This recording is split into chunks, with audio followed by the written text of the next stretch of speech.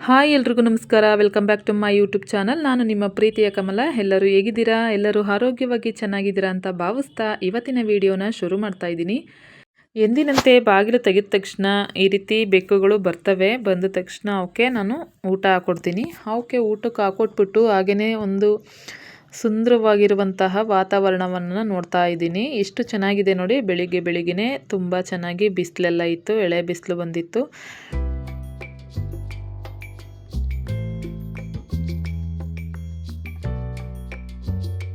ಒಂದು 5-10 ನಿಮಿಷ ಇದೇ ರೀತಿ ನೋಡ್ತಾ ನಿಂತಿದ್ದೆ.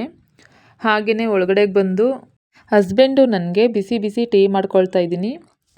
ಈ ರೀತಿ ಟೀ ಮಾಡಿಕೊಂಡು ಕುಡಿದ್ರೆ ಮೈಂಡು ಸ್ವಲ್ಪ ರಿಲ್ಯಾಕ್ಸ್ ಅನಿಸುತ್ತೆ. ಆವಾಗ ನಾನು ಏನು ತಿಂಡಿ ಮಾಡಬೇಕು ಅಂತಂದ್ಬಿಟ್ಟು ಮಾಡ್ಕೊಳ್ತೀನಿ. ಅವ್ರಿಗೂ ಕೂಡ ಕೊಟ್ಟು ನಾನು ಕೂಡ ಕೂತ್ಕೊಂಡು ಕುಡಿತಾ ಇದ್ದೀನಿ. ಇವಾಗ ಟೈಮು ಒಂದು 7 ಗಂಟೆ ಆಗಿದೆ. ನನ್ನ ಮಗಳು ಏನೋ ಬರ್ಕೊಳ್ತಾ ಕೂತಿದ್ದಾಳೆ. ಇನ್ನು 8 ಗಂಟೆ ಒಳಗಡೆ ಹೋಗಬೇಕು ಅವಳು ಕಾಲೇಜಿಗೆ. ಅಲ್ಲಿವರೆಗೂ ಸ್ವಲ್ಪ ಹೊತ್ತು ನೆಮ್ಮದಿಯಾಗಿ ಟೀ ಕುಡಿಯೋಣ ಅಂತಂದ್ಬಿಟ್ಟು ಟೀ ಮಾಡಿಕೊಂಡು ಕುಡಿತಾ ಇದ್ದೀವಿ.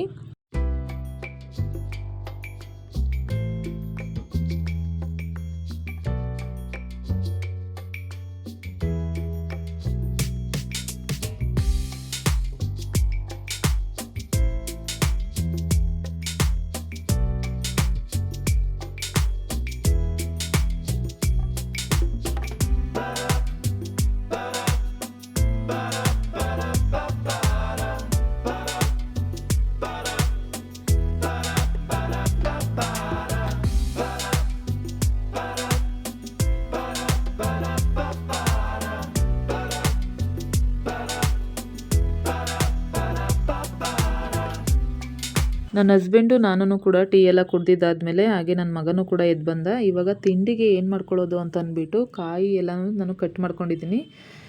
ರವೆ ಇಡ್ಲಿ ಮಾಡೋಣ ಅಂತಂದ್ಬಿಟ್ಟು ರವೆ ಇಡ್ಲಿ ಮಾಡೋದಕ್ಕೆ ಈ ರೀತಿ ಬರುತ್ತೆ ರವೆ ಪ್ಯಾಕೆಟು. ಅಂದರೆ ಮಿಕ್ಸು ಅಲ್ಲೇ ಕೊಟ್ಟಿರ್ತಾರೆ. ಎಲ್ಲ ಒಗ್ಗರಣೆ ಸಾಸಿವೆ ಎಲ್ಲ ಹಾಕಿ ಕೊಟ್ಟಿರ್ತಾರೆ. ಆ ರೀತಿ ಈ ಥರ 2 ಪ್ಯಾಕೆಟ್ ಬರುತ್ತೆ. ಒಂದು ಪ್ಯಾಕೆಟ್ಗೆ 60 ರೂಪಾಯಿ ಅಂತ ಹೇಳ್ತಾರೆ. ಈ ರೀತಿ ತಂದು 2 ಪ್ಯಾಕನ್ನು ಕೂಡ ಈ ರೀತಿ ಒಂದು ಪಾತ್ರೆಗೆ ಹಾಕ್ಕೊಳ್ತಾ ಇದ್ದೀನಿ. ಇದಕ್ಕೆ ಒಂದು 2 ಪ್ಯಾಕೆಟನ್ನು ಕೂಡ ಈ ರೀತಿ ಹಾಕ್ಕೊಂಡ್ರೆ ನಮ್ಮ ಇಡ್ಲಿ ಪಾತ್ರೆ ಒಂದು 22 ಇಡ್ಲಿ ಆಗ್ತವೆ. 22 ಇಡ್ಲಿ ಪುನಃ 22 ಇಡ್ಲಿ 2 ಒಬ್ಬೆ ಆಗುತ್ತೆ, ಸಾಕಾಗುತ್ತೆ. ತುಂಬಾ ರುಚಿಯಾಗೂ ಕೂಡ ಇರುತ್ತೆ. ಇದಕ್ಕೆ ನಾನು ಒಂದು 3/4 ಲೀಟ್ರಷ್ಟು ಮೊಸರನ್ನು ಕೂಡ ಸೇರಿಸ್ಕೊಳ್ತಾ ಇದ್ದೀನಿ. ಅರ್ಧ ಪ್ಯಾಕೆಟ್ ಮೊಸರನ್ನು ಕೂಡ ಹಾಕಿದ್ದಾದಮೇಲೆ ಇನ್ನರ್ಧ ಲೀಟ್ರು ಮೊಸರಲ್ಲಿ ಒಂದು 1/4 ಲೀಟ್ರಷ್ಟು ಹಾಕ್ಕೊಳ್ತಾ ಇದ್ದೀನಿ ಮೊಸರನ್ನ. ಇದಕ್ಕೆ ನಾವು ಇಡ್ಲಿ ಕನ್ಸಿಸ್ಟೆನ್ಸಿ ಎಲ್ಲಿವರೆಗೂ ಬರಬೇಕು ಅಷ್ಟು ನೀರನ್ನು ಹಾಕಿ ಚೆನ್ನಾಗಿ ಮಿಕ್ಸ್ ಮಾಡ್ಕೊಳ್ಬೇಕು. ಇದಕ್ಕೆ ಉಪ್ಪು ಹಾಕೋ ಅವಶ್ಯಕತೆ ಇರೋದಿಲ್ಲ, ಯಾಕಂದರೆ ಅದರಲ್ಲೇ ಉಪ್ಪೆಲ್ಲ ಹಾಕಿ ಮಿಕ್ಸ್ ಮಾಡಿರ್ತಾರೆ. ಬರೀ ನಾವು ನೀರನ್ನು ಹಾಕ್ಕೊಂಡು ನೀರು ಮತ್ತು ಮೊಸರನ್ನ ಹಾಕ್ಕೊಂಡು ಮಿಕ್ಸ್ ಮಾಡ್ಕೊಳ್ಬೇಕು ಅಷ್ಟೇನೆ. ಇವಾಗೆಲ್ಲ ನೋಡಿ ಈ ಅದಕ್ಕೆ ಬಂದರೆ ಇಡ್ಲಿ ಹಾಕೊಳ್ಳೋದಕ್ಕೆ ಚೆನ್ನಾಗಿ ರೆಡಿಯಾಗಿರುತ್ತೆ ಅಂತ ಅರ್ಥ. ಎಲ್ಲನೂ ಸ್ವಲ್ಪ ಸಾಫ್ಟ್ ಆಗುವವರೆಗೂ ನೀಟಾಗಿ ಕಲಿಸ್ಕೊಂಡಿದ್ದಾದಮೇಲೆ ಒಂದು 10 ನಿಮಿಷ ಅಥವಾ 15 ನಿಮಿಷ ಮುಚ್ಚಿಡಬೇಕು.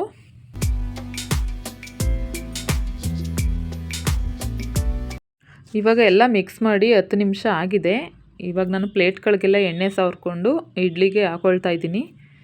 ಇವಾಗ ನಾವು ಇದನ್ನು ಓಪನ್ ಮಾಡಿ ನೋಡಿದಾಗ ಸ್ವಲ್ಪ ಗಟ್ಟಿಯಾಗಿರುತ್ತೆ. ಒಂದು ಸಣ್ಣ ಲೋಟದಷ್ಟು ನೀರು ಹಾಕ್ಕೊಂಡ್ರೆ ಅದಕ್ಕೆ ಬಂದರೆ ಸಾಕಾಗುತ್ತೆ. ಇವಾಗ ನಾನು ಪ್ಲೇಟ್ಗಳಿಗೂ ಕೂಡ ಹಾಕ್ಕೊಳ್ತಾ ಇದ್ದೀನಿ. ಇದನ್ನು ಹಾಕಿ ಒಂದು 10 ನಿಮಿಷ ಬೇಯಿಸ್ಕೊಂಡ್ರೆ ಸಾಕಾಗುತ್ತೆ.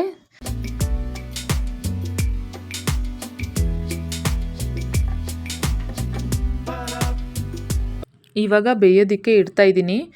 ಈ ಕಡೆ ಸೈಡು ನೀರು ಮಡಗಿದ್ದೀನಿ, ಯಾಕಂದರೆ ನನ್ನ ಮಗಳು ಸ್ನಾನ ಮಾಡಬೇಕು ಅಂತಂದ್ಲು, ಅದಕ್ಕೋಸ್ಕರ ನೀರನ್ನು ಮಡಗಿದ್ದೀನಿ. ಇವಾಗ ಸ್ವಲ್ಪ ಸೋಲಾರ್ದು ನೀರು ಕಾಯ್ತಾ ಇಲ್ಲ.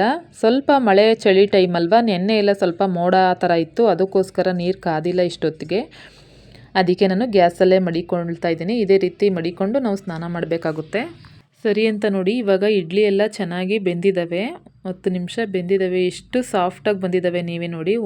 ಒಂದು ಚೂರು ಕೂಡ ಪ್ಲೇಟ್ಗೆ ಅಂಟ್ಕೊಳ್ತಾನೆ ಇಲ್ಲ, ಅಷ್ಟು ಚೆನ್ನಾಗಿ ಬಂದಿದ್ವು. ನೀವು ಕೂಡ ಒಂದ್ಸಲ ಟ್ರೈ ಮಾಡಿ, ತುಂಬಾ ಚೆನ್ನಾಗಿ ಬರುತ್ತೆ. ಈ ರೀತಿ ಮಿಕ್ಸ್ ಮಾಡಿರುವಂತಹ ರವೆ ಪ್ಯಾಕೆಟಲ್ಲಿ ಮಾಡಿದ್ರೆ ನೀವೇ ಹೇಳ್ತೀರಾ ತುಂಬ ಚೆನ್ನಾಗಿ ಬರುತ್ತೆ, ಅಷ್ಟೇ ಸಾಫ್ಟಾಗಿ ಬರುತ್ತೆ. ನಾನು ಇನ್ನೂ ಕೂಡ ತೆಳುವಾಗಿ ಹಾಕಿದರೆ ಇನ್ನೂ ಚೆನ್ನಾಗಿ ಉಪ್ಕೊಂಡು ಬರ್ತಾಯಿದ್ವು. ನಾನು ಸ್ವಲ್ಪ ತುಂಬ ಹಾಕ್ಬಿಟ್ಟಿದ್ನಲ್ಲ, ಅದಕ್ಕೋಸ್ಕರ ಇಷ್ಟಿಷ್ಟು ಬಂದಿದೆ. ಸ್ವಲ್ಪ ನಾನು ಒಂದು 3/4 ಹಾಕಿದರೆ ಅವು ತುಂಬ ಇನ್ನೂ ಸಾಫ್ಟಾಗಿ ಬರ್ತವೆ. ನಾವು ಮನೇಲೂ ಕೂಡ ಮಾಡ್ಕೊಳ್ಬೋದು.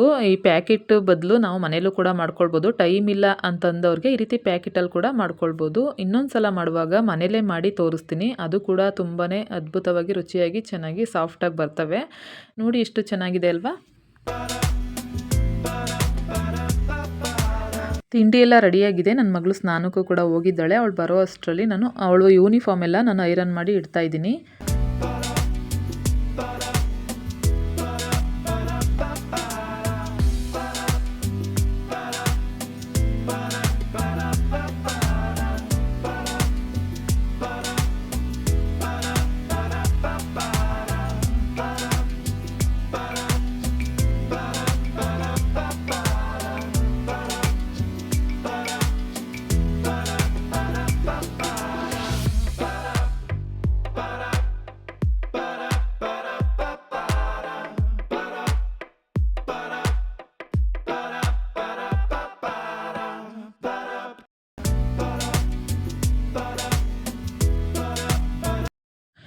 ಮಕ್ಕಳಿಗೆಲ್ಲ ತಿಂಡಿ ಹಾಕ್ಕೊಟ್ಟೆ. ಅವರು ಕೂಡ ತಿಂಡಿ ತಿಂದು ಕಾಲೇಜ್ಗೆ ಹೋಗೋದಕ್ಕೆ ರೆಡಿ ಮಾಡ್ಕೊಳ್ತಾ ಇದ್ದಾರೆ. ಹಾಗೆಯೇ ಹಸ್ಬೆಂಡು ಕೂಡ ನನಗೂ ಕೊಟ್ಬಿಡು, ನಾನು ತಿನ್ಕೊಂಡು ಹೋಗ್ತೀನಿ, ನನಗೂ ಟೈಮ್ ಆಗುತ್ತೆ ಅಂತ ಹೇಳಿದ್ರು.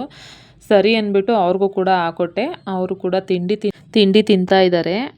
ನಾನು ಸ್ವಲ್ಪ ಕೆಲಸ ಇತ್ತಲ್ಲ ಅದನ್ನೆಲ್ಲ ಮುಗಿಸ್ಕೊಳ್ತಾ ಇದ್ದೆ. ಮನೆಯೆಲ್ಲ ಸ್ವಲ್ಪ ಕಸ ಎಲ್ಲ ಗುಡಿಸಿ ಪಾತ್ರೆ ಎಲ್ಲ ತೊಳೆದ್ಬಿಟ್ಟು ನಾನು ಕೂಡ ತಿಂಡಿ ತಿಂದ್ಕೊಂಡು ಆಮೇಲೆ ಹಸ್ಬೆಂಡು ಮತ್ತು ಮಕ್ಕಳು ಕಾಲೇಜು ಮತ್ತು ಸಿಟಿಗೆ ಹೊರಟ್ರು. ಇವಾಗ ತುಂಬ ದಿನ ಆಗಿತ್ತು ನಾವು ಗಿಡಗಳಿಗೆ ನೀರೇ ಹಾಕಿರಲಿಲ್ಲ. ಇವಾಗ ನೀರು ಹಾಕೋಣ ಅಂತಂದ್ಬಿಟ್ಟು ನಾನು ಮತ್ತು ರಾಧಾ ಹೋದ್ವಿ. ಇಲ್ಲೆಲ್ಲ ತುಂಬ ಬದನೆ ಗಿಡ ಎಲ್ಲ ತುಂಬ ಚೆನ್ನಾಗಿ ಬರ್ತಾ ಇದ್ದಾವೆ. ಅವಕ್ಕೆಲ್ಲ ನೀರು ಹಾಕ್ತಾ ಇದ್ದೀನಿ. ಹಾಗೆಯೇ ಕನಕಾಂಬರ ಗಿಡಗಳು ಸಣ್ಣ ಸಣ್ಣ ಚಿಗುರಿದು ಅವು ಕೂಡ ಚೆನ್ನಾಗಿ ಬರ್ತಾ ಇದ್ದಾವೆ. ಈಗೇನೆ ಸ್ವಲ್ಪ ಗಿಡಗಳೆಲ್ಲ ಚೆನ್ನಾಗಿ ಬಂದುಬಿಟ್ರೆ ನಮಗೊಂಥರ ಖುಷಿ. ನಮಗೆ ಈ ರೀತಿ ಹೂವಿನ ಗಿಡ, ತರಕಾರಿ ಗಿಡ ಈ ರೀತಿ ಎಲ್ಲ ಒಂಥರ ತುಂಬಾ ಇಷ್ಟ. ಅದಕ್ಕೋಸ್ಕರ ಇಲ್ಲಿಗೆ ಸ್ವಲ್ಪ ಬರ್ತೀವಿ ಈ ರೀತಿ ಟೈಮ್ ಸ್ಪೆಂಡ್ ಮಾಡೋದಕ್ಕೆ ಅಂತ. ಇದು ನುಗ್ಗೆ ಗಿಡ ಅಂತೂ ಚೆನ್ನಾಗಿ ಬರ್ತಾ ಇದೆ, ಚಿಗುರ್ತಾ ಇದೆ.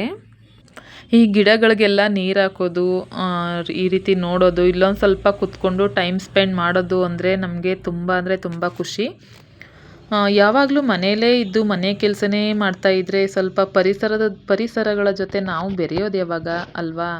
ಅದಕ್ಕೋಸ್ಕರ ಪ್ರಕೃತಿ ಜೊತೆ ಸ್ವಲ್ಪನಾದ್ರೂ ಟೈಮ್ ಸ್ಪೆಂಡ್ ಮಾಡೋಣ ಅಂತ ಅಂದ್ಬಿಟ್ಟು ಈ ರೀತಿ ಬರ್ತೀವಿ. ಈ ರೀತಿ ನೀರೆಲ್ಲ ಹಾಕ್ಬಿಟ್ಟು ಯಾವ್ಯಾವ ಗಿಡ ಬಂದಿದೆ ಗಿಡಗಳು ನೋಡಿದ್ರೇ ಒಂಥರ ಖುಷಿ ಅನಿಸುತ್ತೆ. ಇವಾಗ ಹಾಕಿರೋದಲ್ವ, ಇವೆಲ್ಲ ಸ್ವಲ್ಪ ಚೆನ್ನಾಗಿ ಚಿಗುರಿ ಬರಬೇಕು. ಹಾಗೆಯೇ ಇಲ್ಲೊಂದು ಸ್ವಲ್ಪ ಕಳೆ ಗಿಡಗಳೆಲ್ಲ ಬೆಳೆದ್ಬಿಟ್ಟಿದ್ದೋ ಅದನ್ನೆಲ್ಲ ಕ್ಲೀನ್ ಮಾಡ್ತಾಯಿದ್ದೀವಿ ನಾನು ಮತ್ತು ರಾಧಾ. ಇನ್ನೊಬ್ಳು ಸೌಮ್ಯ ಅವಳಿಲ್ಲ, ಅವಳು ಸ್ವಲ್ಪ ಊರಿಗೆ ಹೋಗಿದ್ದಾಳೆ. ಅದಕ್ಕೋಸ್ಕರ ನಾವೇ ಈ ರೀತಿ ಕ್ಲೀನ್ ಮಾಡ್ತಾಯಿದ್ದೀವಿ. ನನ್ನ ವಿಡಿಯೋ ನಿಮಗೆಲ್ಲ ಇಷ್ಟ ಆಗಿದೆ ಅಂತ ಭಾವಿಸ್ತೀನಿ. ಇಷ್ಟ ಆಗಿದ್ರೆ ಪ್ಲೀಸ್ ಒಂದು ಲೈಕ್ ಮಾಡಿ, ಶೇರ್ ಮಾಡಿ, ಕಮೆಂಟ್ ಮಾಡಿ. ಇನ್ನೂ ಯಾರು ಸಬ್ಸ್ಕ್ರೈಬ್ ಮಾಡಿಕೊಂಡು ನೋಡಿಲ್ಲ ಅವರು ಪ್ಲೀಸ್ ಸಬ್ಸ್ಕ್ರೈಬ್ ಮಾಡಿಕೊಂಡು ನೋಡಿ. ಹಾಗೆ ಫ್ರೆಂಡ್ಸ್ ಆ್ಯಂಡ್ ಫ್ಯಾಮಿಲಿಗೂ ಕೂಡ ಶೇರ್ ಮಾಡಿ. ಹಾಗೆಯೇ ನಿಮ್ಮ ಅನಿಸಿಕೆ ಅಭಿಪ್ರಾಯಗಳನ್ನು ಕೂಡ ಕಮೆಂಟಲ್ಲಿ ತಿಳಿಸಿ. ನಿಮಗೂ ಕೂಡ ಗಿಡಗಳು ಅಂದರೆ ಇಷ್ಟನಾ ಅಂತ ಕಮೆಂಟಲ್ಲಿ ತಿಳಿಸಿ. ಸಿಗ್ತೀನಿ ನೆಕ್ಸ್ಟ್ ವ್ಲಾಗಲ್ಲಿ. ಅಲ್ಲಿವರೆಗೂ ಟೇಕ್ ಕೇರ್, ಬಾಯ್.